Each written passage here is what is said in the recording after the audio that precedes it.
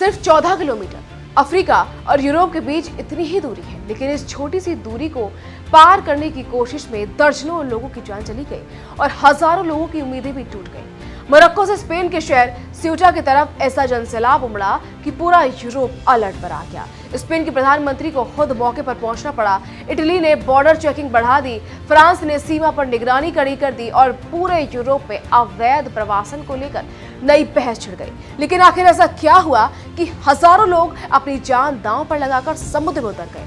Africa में मौजूद सियूटा आखिर स्पेन का हिस्सा कैसे है और क्या इसके पीछे सिर्फ गरीबी है या राजनीति भी? चलिए जानते हैं। नमस्कार, मैं खुशी चौधरी और आप देख रहे हैं एबीपी लाइव। इस वक्त पूरी दुनिया की नजर स्पेन के छोटे से शहर सियूटा पर टिकी हुई है। अफ्रीका में मौजूद इस शहर में पिछले कुछ दिनों में ऐसा प्रवासी संकट देखने को मिला जिसने पूरे यूरोप को चिंता में डाल दिया। रिपोर्ट्स के मुताबिक मोरक्को की तरफ से करीब 50,000 लोग सियूटा में दाखिल होने की कोशिश करने लगे। कुछ लोग समुद्र तय कर पहुंचे तो कई लोगों ने सीमा पर लगी ऊंची बाढ़ पार करने की कोशिश की। इस अफरा तफरी में कम से कम 57 लोगों की मौत हो गई। ज्यादातर लोगों की जान समुद्र में डूबने या भगदड़ के दौरान गई। कई लोग घायल भी हुए। हालात इतने बिगड़ गए कि स्पेन के प्रधानमंत्री पेड्रो सांचेज खुद सियूटा पहुंचे और पूरे हालात का जायजा लिया। दूसरी तरफ इटली ने स्पेन से आने वाले गैर यूरोपीय नागरिकों पर 1 महीने के लिए एक्स्ट्रा बॉर्डर जांच शुरू कर दी, जबकि फ्रांस ने भी अपनी सीमा पर सुरक्षा बढ़ा दी। हालांकि शुक्रवार तक हालात कुछ बदले, बड़ी संख्या में प्रवासी वापस मोरक्को लौटने लगे, लेकिन ये उनकी मर्जी नहीं थी। सियूटा पहुंचने के बाद उन्हें एहसास हुआ कि वहां न खाने का इंतजाम है, न रहने की जगह और न ही आगे यूरोप के दूसरे देशों तक पहुंचने का कोई आसान रास्ता। मजबूरी में उन्हें वापस लौटना पड़ा। 16 साल की मोरक्को निवासी अयूब एल अबियाद ने बताया कि उसने इंस्टाग्राम पर कई लोगों को सीमा पार करते देखा। इसके बाद वो अपने चचेरे भाई के साथ करीब 12 घंटे का सफर तय करके सियूटा पहुंच गया। उसे लगा था कि यहाँ से नई जिंदगी शुरू होगी, लेकिन वहां पहुंचने के बाद हालात बिल्कुल अलग निकले। कई युवाओं ने माना कि उन्हें न खाना मिला, न रहने की जगह, इसलिए अब वापस लौटने के अलावा कोई रास्ता नहीं बचा। अब सवाल उठता है कि आखिर इतने लोग एक साथ सीमा की ओर क्यों निकल पड़े? इसके पीछे सबसे बड़ी वजह मोरक्को में बढ़ती बेरोजगारी बताई जा रही है। सरकारी आंकड़ों के मुताबिक 15 से 24 साल के हर 4 में से 1 युवा न नौकरी कर रहा है, न पढ़ाई और न किसी ट्रेनिंग से जुड़ा है। ऐसे में हजारों युवाओं को लगा कि अगर किसी तरह यूरोप पहुंच जाए तो जिंदगी बदल सकती है, लेकिन सिर्फ बेरोजगारी ही इसकी वजह नहीं है। हाल ही में स्पेन के सुप्रीम कोर्ट ने एक अहम फैसला लिया था। अदालत ने कहा कि समुद्र के रास्ते पकड़े गए प्रवासियों को बिना कानूनी प्रक्रिया के तुरंत वापस नहीं भेजा जा सकता।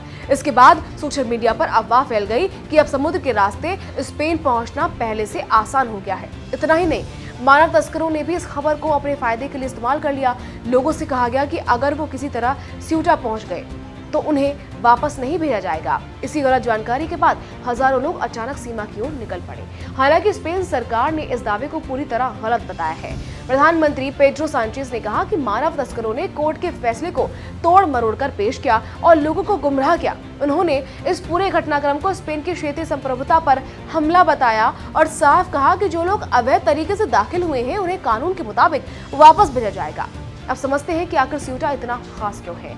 अगर नक्शे पर देखें तो सियूटा अफ्रीका में है और इसकी सीमा सीधे मोरक्को से लगती है, लेकिन प्रशासनिक रूप से ये स्पेन का हिस्सा है। यहाँ स्पेन का कानून लागू होता है, यूरो मुद्रा चलती है और यहाँ रहने वाले लोग यूरोपीय संघ के नागरिक माने जाते हैं। स्पेन के अफ्रीका में 2 शहर हैं, सियूटा और मेलिला। यही दोनों शहर यूरोप और अफ्रीका के बीच सबसे संवेदनशील सीमाएं माने जाते हैं।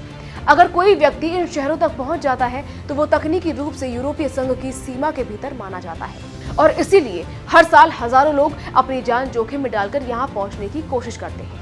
सियूटा की सीमा दुनिया की सबसे सुरक्षित सीमाओं में गिनी जाती है। यहाँ ऊंची स्टील फेंस, कैमरे, ड्रोन, मोशन सेंसर और 24 घंटे सुरक्षा बल तैनात रहते हैं। इसके बावजूद लोग कभी समुद्र के रास्ते, कभी रबर बोट से और कभी सामूहिक रूप से बाढ़ पार करने की कोशिश करते रहते हैं। अब सवाल ये भी है कि अफ्रीका का शहर स्पेन का हिस्सा कैसे बना?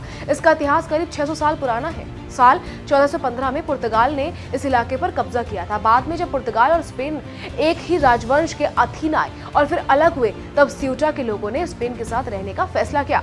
1668 की लिस्बन संधि के बाद यह आधिकारिक तौर पर स्पेन का हिस्सा बन गया।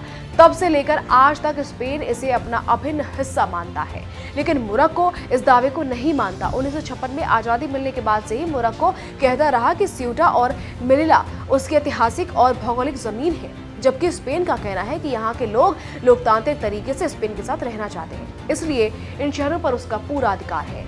यही विवाद दोनों देशों के रिश्तों में वक्त वक्त पर तनाव पैदा करता रहता है। इस पूरे मामले में एक और बड़ा मुद्दा है पश्चिमी सहारा विवाद। ये इलाका कभी स्पेन के कब्जे में था, बाद में मोरक्को ने इस पर नियंत्रण कर लिया, लेकिन पोलिसारियो फ्रंट इसे अलग देश बनाने की मांग करता है। संयुक्त राष्ट्र कई सालों से इसका हल निकालने की कोशिश कर रहा है, लेकिन विवाद आज भी बना हुआ है। एक्सपर्ट्स मानते हैं कि स्यूटा का संकट सिर्फ मानवीय नहीं बल्कि राजनीतिक भी है। पिछले कुछ सालों में माइग्रेशन डिप्लोमेसी यानी प्रवासन को कूटनीतिक दबाव के हथियार की तरह इस्तेमाल करने की चर्चा बढ़ी है। 2021 में भी ऐसा ही हुआ था, जब पश्चिमी सहारा विवाद के बाद कुछ ही घंटों में करीब 10,000 लोग स्यूटा पहुंच गए थे। इस बार भी यूरोप इसे सिर्फ अवैध घुसपैठ नहीं बल्कि पूरे यूरोपीय संघ की सुरक्षा से जुड़ा मामला मान रहा है।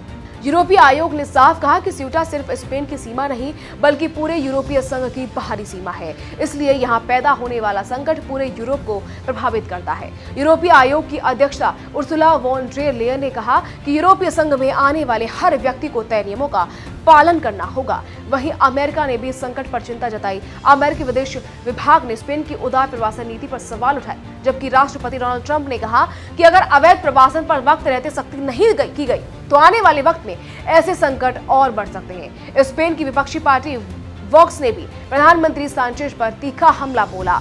कुल मिलाकर स्यूटा का यह संकट सिर्फ हजारों प्रवासियों की कहानी नहीं है, इसके पीछे बेरोजगारी, गरीबी, सोशल मीडिया पर फैली अफवाहें, मानव तस्करों का नेटवर्क, स्पेन और मोरक्को के बीच पुराना विवाद, पश्चिमी सहारा का मुद्दा और पूरे यूरोप की सुरक्षा जैसे कई बड़े सवाल जुड़े हुए हैं। फिलहाल हालात कुछ संभले जरूर हैं, लेकिन ये घटना एक बार फिर बता गई कि जब उम्मीद और मजबूरी साथ खड़ी हो जाए तो हजारों लोग अपनी जान की परवाह किए बिना सीमाएं पार करने निकल पड़ते हैं।